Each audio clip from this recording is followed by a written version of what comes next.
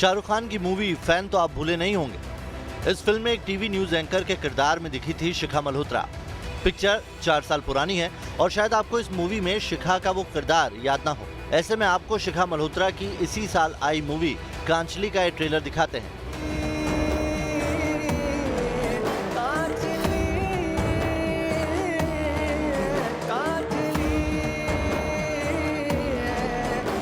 Actor Sanjay Mishra के साथ शिखा मल्होत्रा इस मूवी में लीड रोल में थी, लेकिन आज ये हंसता मुस्कुराता चेहरा मायूस है। जिंदगी से निराश है क्योंकि शिखा मल्होत्रा को एक ऐसी बीमारी ने जकड़ लिया है जिसकी वजह से वो अब अपने पैरों पर खड़ी नहीं हो पा रही हैं। यहाँ तक कि वो अपने हाथ भी सही तरीके से नहीं उठा पा रही।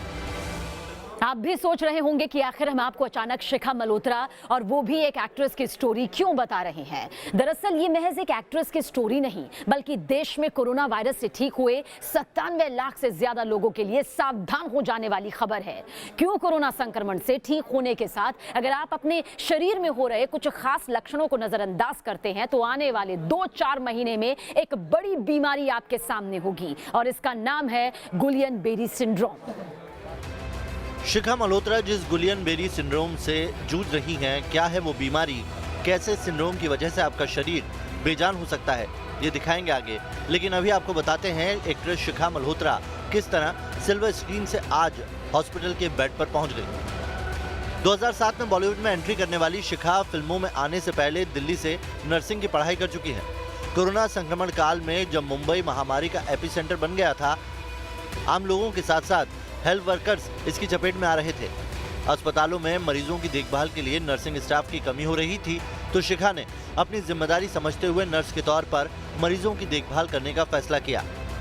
कहां बॉलीवुड के कलर्स और कहां अस्पताल की ब्लैक एंड व्हाइट जिंदगी। शिखा अस्पताल में कोरोना मरीजों की देखभाल करने लगी। तस्वीरों में देखिए किस तरह पीपीई किट पहनकर शिखा अस्पताल में मरीजों की देखभाल कर रही हैं और इसी दौरान वो खुद संक्रमण की चपेट में आ गई।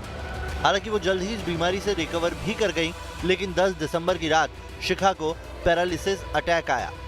शरीर का दाहिना हिस्सा लकवे का शिकार हो गया।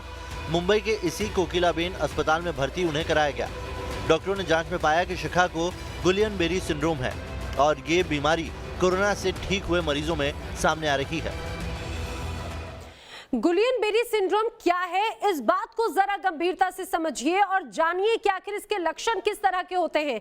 दरअसल गुलियन-बेरी सिंड्रोम जो है वो एक तरह का ऑटो इम्यून डिसीज है कि और उसका प्रभाव किस तरह का है वो आइए जरा हम आपको बताते हैं। जैसा मैंने आपको बताया कि ये सिंड्रोम ऑटो इम्यून बीमारी है, इसका इफेक्ट आपकी बॉडी पर पड़ता है। इसके अलावा ये इम्यून सिस्टम का स्वस्थ तंत्रिकाओं पर एक तरह से सीधे सीधे इफेक्ट पड़ता है इसका, और इसके अलावा सिंड्रोम की वजह से आपको कमजोरी महसूस होगी, शरीर बहुत कमजोर हो जाता है, थकान महसूस होती है। समय के साथ पूरे शरीर पर इस सिंड्रोम का असर भी देखने को मिल जाता है। शरीर पर पैरालिसिस यानी कि लकवा का अटैक हो जाता है, आपकी बॉडी सुन्न होने लग जाती है और इसका इफेक्ट धीरे धीरे आपकी बॉडी पर पड़ना शुरू हो जाता है। यानी शिखा को एक ऐसी बीमारी ने घेर लिया है जिसमें किसी व्यक्ति का इम्यून सिस्टम शरीर में मौजूद कोशिकाओं को ही पैथोजन यानी रोगजनक समझने की गलती कर बैठता है और उन्हें समाप्त करने के लिए उन पर हमला कर देता है। न्यूरोलॉजिकल डिसऑर्डर की बात करें तो हाल में ये देखा गया है कि कोरोना के कुछ मरीजों में गुलियन-बेरी सिंड्रोम, जिसे जीबी सिंड्रोम बोलते हैं, इसके केसेस काफ़ी आने लगे हैं। जीबी सिंड्रोम आमतौर पर बैक्टीरिया या वायरस के कारण जो शरीर का अपना इम्यून सिस्टम है उसके एडवर्स रिस्पॉन्स के कारण होता है। इस बीमारी के कुछ खास लक्षण होते हैं, जैसे उंगलियों में या पैर की उंगलियों में सनसनी होने लगना, टिंगलिंग सेंसेशन होने लगना, कमजोरी आने लगना, चलने फिरने में दिक्कत होना, पानी पीने में या खाना खाने में दिक्कत होने लगना, या आपका जो गेट है वो अब नॉर्मल होने लगना। तो धीरे धीरे ये जो सिम्टम्स हैं ये सीवियर होते जाते हैं, बढ़ते चले जाते हैं और अंत में पैरालिसिस तक हो सकती है और कभी कभी पेशेंट कोमा में भी चला जाता है। गुलियन-बेरी सिंड्रोम की वजह से पैरालिसिस का शिकार हुई शिखा सोशल मीडिया के जरिए अपने प्रशंसकों से जुड़ी हुई है। शिखा ने सोशल मीडिया पर बेहद भावुक पोस्ट लिखा है। मैं अपनी जिंदगी के कठिन दौर से गुजर रही हूँ और इस वक्त मुझे आप सभी का सपोर्ट चाहिए। मेरी तबीयत में सुधार हो रहा है, लेकिन इसकी प्रोसेस बहुत धीमी है। मैं अपने शरीर को लेकर लाचार हूँ। मैं ये भी नहीं बता सकती कि कब तक चल पाऊंगी। शिखा जिस बीमारी से जूझ रही हैं, उस बीमारी से इन दिनों अहमदाबाद में भी कोरोना से ठीक हुए लोग परेशान हैं। अहमदाबाद के सिविल अस्पताल में ऐसे 10 मरीज इलाज करवा रहे हैं। कोरोना से ठीक हुए लोग गुलियन बेरी सिंड्रोम की चपेट में आ रहे हैं और ये सिंड्रोम उन लोगों में बहुत तेज़ी से फैल रहा है। अहमदाबाद की बात की जाए तो अहमदाबाद के इसी सिविल अस्पताल में करीब 10 जितने मरीज़ जो है वो इस सिंड्रोम का इलाज करवा रहे हैं। हालांकि कोरोना वायरस के संक्रमण से मुक्त होने वाले लोगों पर ये नई तरह की मुसीबत टूट पड़ी है। बताया ये जा रहा है कि अहमदाबाद के इस अस्पताल में, ये जो सिविल अस्पताल है, उसमें 10 मरीज़ मिले हैं जिनके हाथ पैर लकवाग्रस्त हो गए हैं। जाहिर है अगर आप भी कोरोना से ठीक हुए हैं तो आपको ये जानना बेहद ज़रूरी है कि शरीर में किन किन लक्षणों के सामने आने के बाद आपको सावधान हो जाना चाहिए। और गुलियन बेरी सिंड्रोम के लक्षण क्या हैं, जरा उन लक्षणों को भी समझ लीजिए। दरअसल गुलियन बेरी सिंड्रोम के चलते सांस लेने में तकलीफ हो जाती है, सांस फूलने लग जाती है, हाथ पैरों में झुंझुनी आने लग जाती है, नमनेस आने लग जाती है। इसके अलावा ब्लड प्रेशर काफी ज्यादा बढ़ जाता है, हाई ब्लड प्रेशर की शिकायत लोगों को हो रही है। चलने में, सीढ़ियां चढ़ने में भी लोगों को कठिनाई हो रही है, उन्हें थकान महसूस होने लग जाती है। बहुत ही जल्दी लोग थक जाते हैं, ऐसा लगता है कि जरा से काम में आप थक जाते हैं। तो ये गुलियन बेरी सिंड्रोम के बेसिक सिम्टम्स हैं। मेडिकल साइंस के जानकार कहते हैं कि आमतौर पर यह सिंड्रोम उन मरीजों को होता है जो या तो कमजोर हैं या फिर उन्होंने हाल ही में लंबा इलाज लिया हो, और कोरोना संक्रमण काल में इसका केस सामने आना निश्चित तौर पर चिंता की बात है। आजकल जो गुलियन बेरी सिंड्रोम जो चर्चा में है, गुलियन बेरी सिंड्रोम पुरानी बीमारी है। बहुत सारे प्रकार के वायरस में ऐसी होती है। ये जैसे हमारा इलेक्ट्रिक का वायर होता है तो बीच में वायर है, उसके आसपास इंसुलेशन है प्लास्टिक का।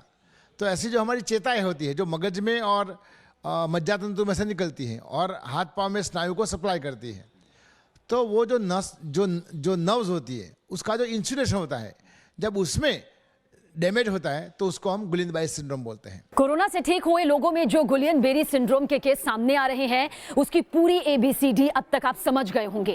ये कैसे होता है, क्यों होता है, कोरोना से आखिर इसका क्या कनेक्शन है और इससे से बचने के लिए आप क्या क्या सावधानी रख सकते हैं। लेकिन क्या आपको मालूम है, जिस गुलियन बेरी सिंड्रोम के बारे में अभी हमने आपको बताया, वो सिंड्रोम एक वैक्सीन के साइड इफेक्ट के तौर पर भी सामने आ चुका है। वो वैक्सीन किस बीमारी को रोकने के लिए बनाई गई है बताएंगे आगे। लेकिन अब आपको दिखाते हैं कोरोना वायरस से ठीक होने के बाद सामने आई नई बीमारी म्यूकोरमाइकोसिस के बारे में।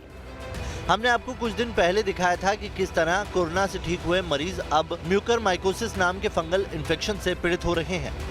चिंता की बात यह है कि अब दिल्ली से लेकर मुंबई और अहमदाबाद तक इस डॉग कोरोना का फैलाव तेजी से हो रहा है। अहमदाबाद में इस बीमारी के 44 नए मामले सामने आए। ये फंगस ऐसे दर्दियों में देखा जाता है जो कि डायबिटीज़ के मरीज होते हैं, जिसमें डायबिटीज़ कंट्रोल में नहीं होता है। वो नाक के बाजू का साइनसिस में होने वाला एक तरह का फूग यानी कि फंगस का इन्फेक्शन है। अहमदाबाद ही नहीं, दिल्ली में भी ब्लैक फंगस के मरीजों के आंकड़े 4 गुना तक बढ़े हैं। दरअसल ब्लैक फंगस आमतौर पर मरीज के कोरोना वायरस से ठीक होने के 5 सप्ताह बाद होता है। शुरू में पहले 2-3 दिन तक नाक में हल्का सा इन्फेक्शन नजर आता है। अगर तभी मरीज अस्पताल पहुंचे तो MRI और कल्चर टेस्ट से इसका इलाज संभव है। लेकिन अगर एक बार मामला गंभीर हो गया तो मरीजों के दिमाग में इन्फेक्शन जाने से बचाने के लिए आंख तक को निकालना पड़ता है। 5वें या 6ठे हफ्ते में ये कोविड इन्फेक्शन ठीक होने के बाद जब पेशेंट घर होते हैं तो अमूमन ज़्यादातर केसेस ऐसे स्थिति में डिटेक्ट हो रहे हैं। लेकिन अगर ये थोड़ा भी बढ़ जाए और जो कि 2-4 दिनों में बढ़ जाता है, फिर बहुत विकट स्थिति बन सकती है। और अगर इसने कोई पार्ट डैमेज किया है, जैसे जबड़ा, नाक की हड्डी या आँख के अंदर जाके उसकी रोशनी उड़ा चुका है, तो फिर कभी कभार इन पार्ट्स को निकालना पड़ता है ताकि इन पार्ट्स से ब्रेन में इन्फेक्शन ना जाए। मुंबई की बात करें तो यहाँ के साइन हॉस्पिटल के बाद KEM अस्पताल में म्यूकोरमाइकोसिस के अब तक 18 मरीज मिले हैं। इनमें से 3 मरीजों की मौत हो चुकी है। डॉक्टरों की माने तो कोरोना से ठीक होने के बाद लापरवाही इस बीमारी की बड़ी वजह है। खासतौर पर डायबिटिक मरीजों को विशेष ध्यान देने की जरूरत है। कोरोना का प्रमाण ज़्यादा सीवियर है। इसी तरह से म्यूकोरमाइकोसिस भी इम्यूनो कॉम्प्रोमाइज लोगों में देखा जाता है, जिसको ज़्यादा डायबिटीज़ है, जिसको HIV है या क्रॉनिक रीनल डिजीज़ है। और कोविड में क्या होता है कि ज़्यादातर पेशेंट को स्टीरॉयड का ट्रीटमेंट दिया जाता है और उसके वजह से जिसको डायबिटीज़ नहीं है उनकी भी शुगर बढ़ जाती है। सो स्पेशली जो पेशेंट्स डायबिटिक है या प्रोन टू डायबिटीज़ है उनमें डायबिटीज़ का प्रमाण बढ़ गया है। कोरोना से ठीक हुए मरीजों में गुलियन बेरी सिंड्रोम, म्यूकोरमाइकोसिस के अलावा पेट में गैस, सिरदर्द जैसे साइड इफेक्ट भी दिख रहे हैं। लेकिन इन साइड इफेक्ट्स को लेकर भी आपको सावधान हो जाने की जरूरत है। ऐसा क्यों? तो इसके लिए आपको मध्य प्रदेश के इंदौर के रहने वाले सुरेश कुमार के परिवार वालों की बातें गौर से सुननी चाहिए। सुरेश कुमार को पहले कोरोना हुआ, 14 दिन बाद रिपोर्ट नेगेटिव आने पर अस्पताल से उन्हें छुट्टी मिली। हालांकि घर में आने के बाद पेट में गैस और सिरदर्द जैसी सामान्य परेशानी शुरू हुई और कुछ दिनों में उनकी मौत हो गई। जो अन्य बीमारियां थी शरीर में, जो जिस व्यक्ति को कोरोना संक्रमण के पहले नहीं थी, लेकिन उसके बाद काफ़ी दिक्कतों का सामना उनको करना पड़ रहा था, जो हमारे परिवार के लोग हैं। लेकिन उनको क्या है, कभी पेट में दिक्कत होती थी, कभी सीने में जलन होती थी, कभी पेट दुखता था। डॉक्टर को दिखाया तो उन्होंने कहा है कि थोड़ा सा जो है कोरोना का जो साइड इफ़ेक्ट होता है उसी की सब चीज़ें हैं ये, लेकिन धीरे धीरे वो ठीक हो जाएगा। लेकिन काफ़ी दवा गोली करने के बाद भी जब वो दिक्कत ठीक नहीं हुई तो अचानक उनकी एक दिन डेथ हो गई। कुछ ऐसा ही मामला इंदौर के तिलक नगर में रहने वाले विकास का है। कोरोना संक्रमित होने के बाद विकास का अस्पताल में इलाज चला। रिपोर्ट नेगेटिव होने के बाद छुट्टी मिली, लेकिन इसके कुछ दिन बाद ही हार्ट अटैक से विकास की मौत हो गई। जी, साइड इफ़ेक्ट्स तो काफ़ी देखने को मिल रहे हैं। इसमें सबसे ज़्यादा जो साइड इफ़ेक्ट्स आते हैं वो हार्ट्स को ये इफ़ेक्ट करता है कोरोना। बिल्कुल हमारे परिचित हैं, उन्हीं के साथ का ही किस्सा बता रहा हूँ कि वो कोरोना पॉजिटिव हुए, उसके बाद इलाज हुआ, ठीक भी हुए, नेगेटिव रिपोर्ट भी आ गई।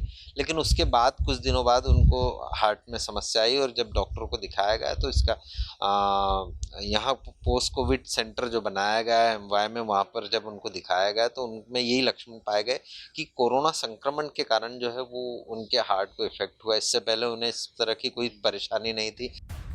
इंदौर का स्वास्थ्य विभाग भी मान रहा है कि कोरोना के साइड इफेक्ट की वजह से मौत की शिकायत मिली है, जिसकी जांच जारी है।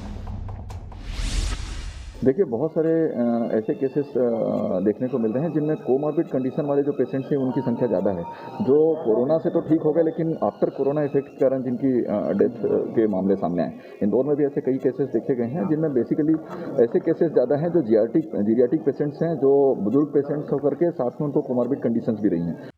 इंदौर ही क्यों, मध्य प्रदेश के ग्वालियर में भी कोरोना संक्रमण से ठीक हुए लोग अलग अलग बीमारियों से परेशान हैं। 20 दिनों तक भोपाल की चिरायु अस्पताल में जिंदगी की जंग लड़कर डिस्चार्ज हुए। इसके बाद 1 महीने तक घर पर ऑक्सीजन के जरिए रहे। आज 5 महीने बाद भी उनका फेफड़ा पूरी तरह से काम नहीं कर रहा है। सांस लेने में तकलीफ होती है और यही वजह है कि उन्हें इलाज के लिए हर महीने दिल्ली का चक्कर लगाना पड़ रहा है। देखिए, सामान्य तौर पर कई ऐसे लोग हैं जो कोरोना को बहुत हल्के में लेते हैं।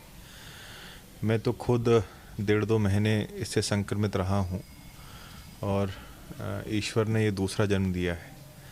मुझे लगभग 85% लंग्स में इन्फेक्शन था। कोरोना के बाद जो पोस्ट कोविड इफ़ेक्ट्स हैं वो काफ़ी हैं। इसमें बेसिकली डिप्रेशन आता है, बहुत थकावट रहती है। डॉक्टर्स का कहना है कि कोरोना संक्रमण की वजह से शरीर के अंगों को जो नुकसान पहुंचता है उसे ठीक होने में वक्त लगता है। चूंकि कोरोना वायरस का सबसे ज्यादा असर फेफड़ों पर रहता है, इसीलिए कोरोना से ठीक हुए लोगों में महीनों तक कमजोरी और सांस लेने में तकलीफ की परेशानी रहती है।